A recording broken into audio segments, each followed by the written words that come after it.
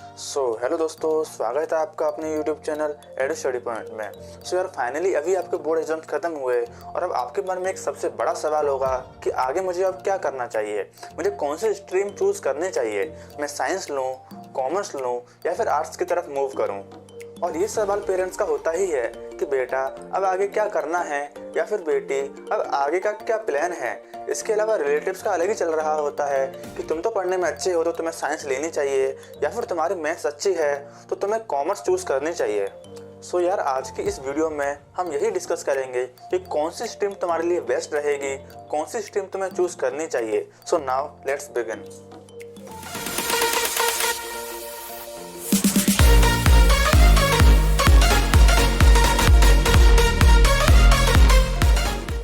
Which stream should I choose? यार इसका answer देना इतना आसान नहीं है। इसके लिए सबसे पहले हम समझ लेते हैं कि आपके पास 10th के बाद कौन कौन सी ऑप्शंस होते हैं और कैसे साइंस स्ट्रीम कॉमर्स से डिफरेंट है और कॉमर्स स्ट्रीम आर्ट्स से डिफरेंट है।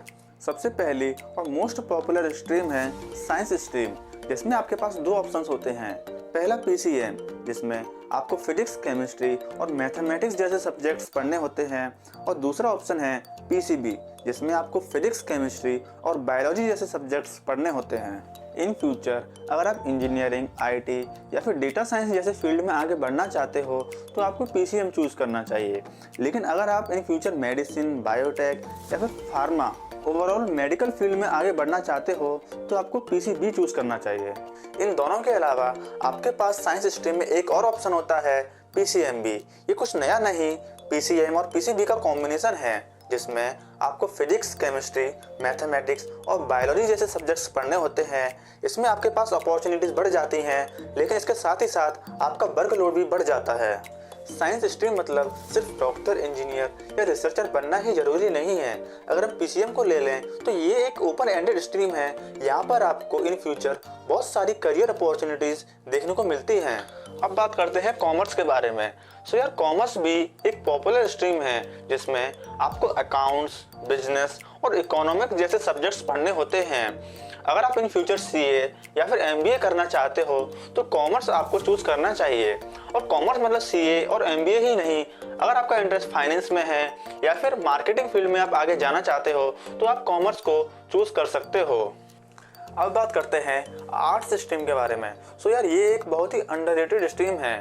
आर्ट्स स्ट्रीम में आपको history, political science, sociology, geography और साइकोलॉजी जैसे सब्जेक्ट्स पढ़ने होते हैं।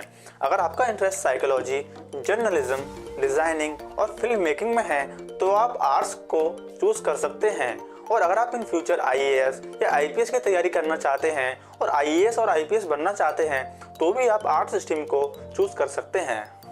यार आपको अब मैं एक फैक्चुअल पॉइंट और बताता हूँ। अगर आप साइंस विद मैथमेटिक्स चूज करते हैं तो आप कॉमर्स और आर्ट्स के फील्ड में भी इन फ्यूचर एक्सप्लोर कर सकते हैं। आई होप आपको ये समझ आया होगा कि 10th के बाद आपके पास कौन कौन से करियर ऑप्शन होते हैं, कौन सी स्ट्रीम आपको चूज करनी चाहिए। देखो यार, स्ट्रीम सिलेक्शन एक बहुत छोटा सा प्रोसेस लगता है, पर ये आपकी लाइफ के हर एस्पेक्ट को अफेक्ट करता है, जैसे कि career, interest, even mental health को भी।